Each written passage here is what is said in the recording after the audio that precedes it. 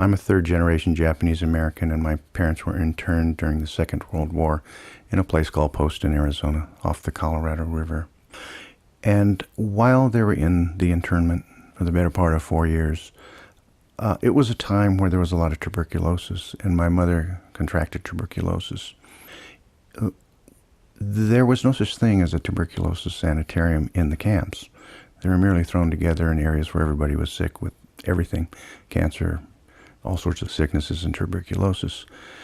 My father asked about how my mother was going to be taken care of in those days with tuberculosis, and they said there was only one place that she could go, and it was outside the camp. It was in Glendale, Arizona.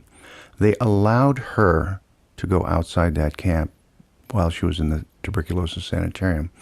But my father said, I have a real problem here. There's no way to pay for it. They told him that was his problem.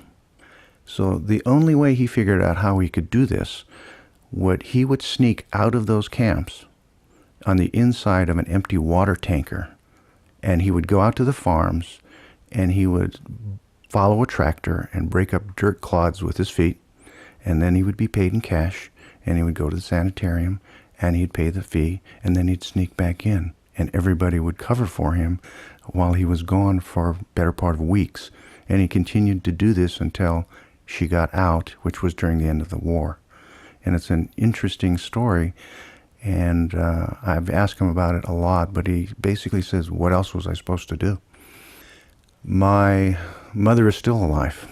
She's still alive.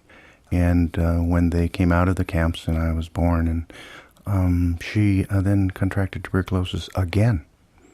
And she was readmitted to a sanitarium in San Diego run by the Mercy system. And during that next 4.5 years, I never saw her. She went away. I was never allowed to see her as a child. My father was working night and day as a gardener trying to pay for that.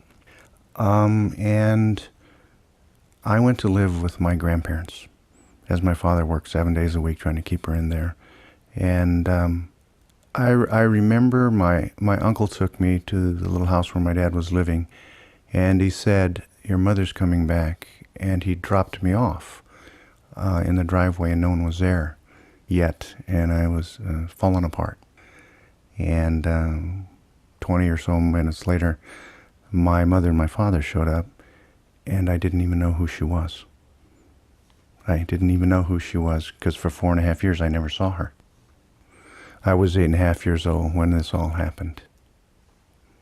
And what's interesting to me about the rest of the story was that for the next year or 2 years, I believe, there was a nurse that would come and give her a shot.